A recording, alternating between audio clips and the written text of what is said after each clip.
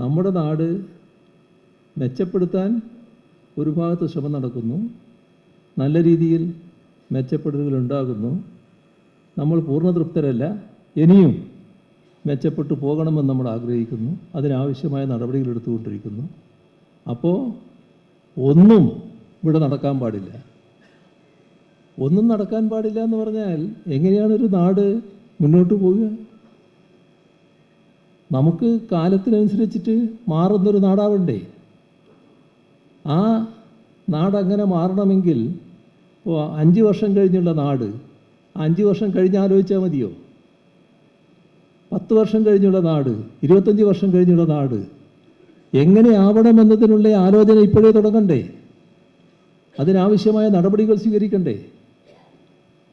ആ നടപടികൾ സ്വീകരിച്ചാലല്ലേ നാടിന് അഭിവൃദ്ധി ഉണ്ടാവും.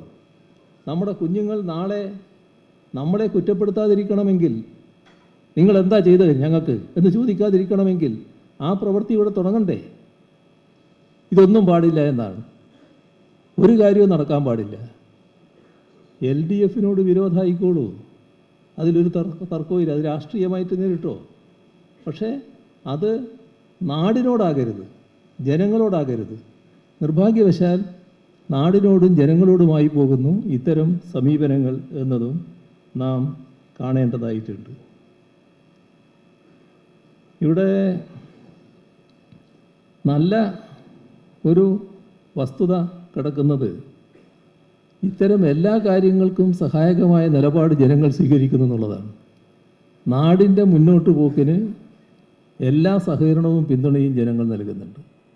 അത് ഇത്തരത്തിലുള്ള നെഗറ്റീവായ പ്രചാരവേലകളൊന്നും അവരെ സ്വാധീനിക്കുന്നില്ല എന്നുള്ളത് തന്നെയാണ് നമ്മുടെ അനുഭവം.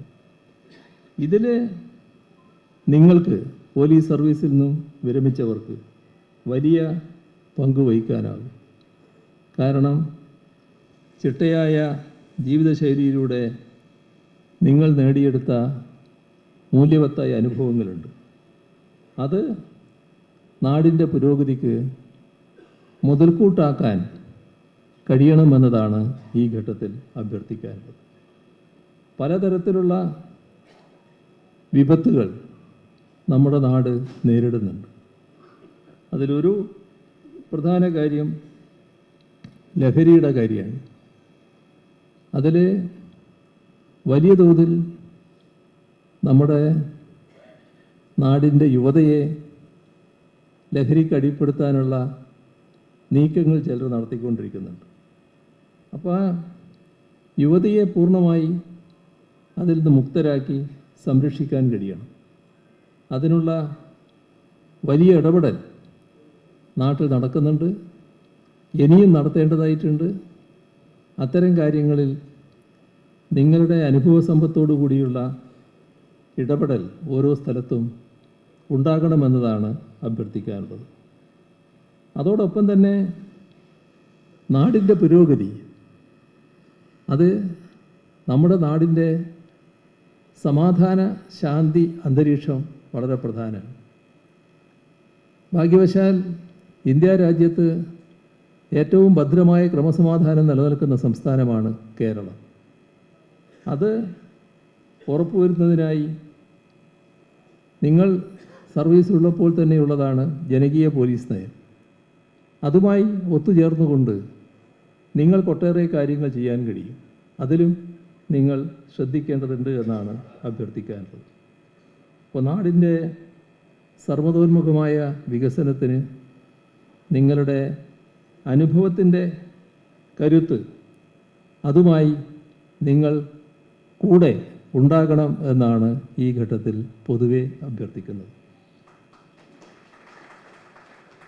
സാമൂഹ്യ പ്രതിബദ്ധതയോടെയുള്ള പ്രവർത്തനങ്ങളാണ് നിങ്ങളുടെ സംഘടന രൂപം കൊണ്ട നാൾ മുതൽ നടത്തി വരുന്നത്.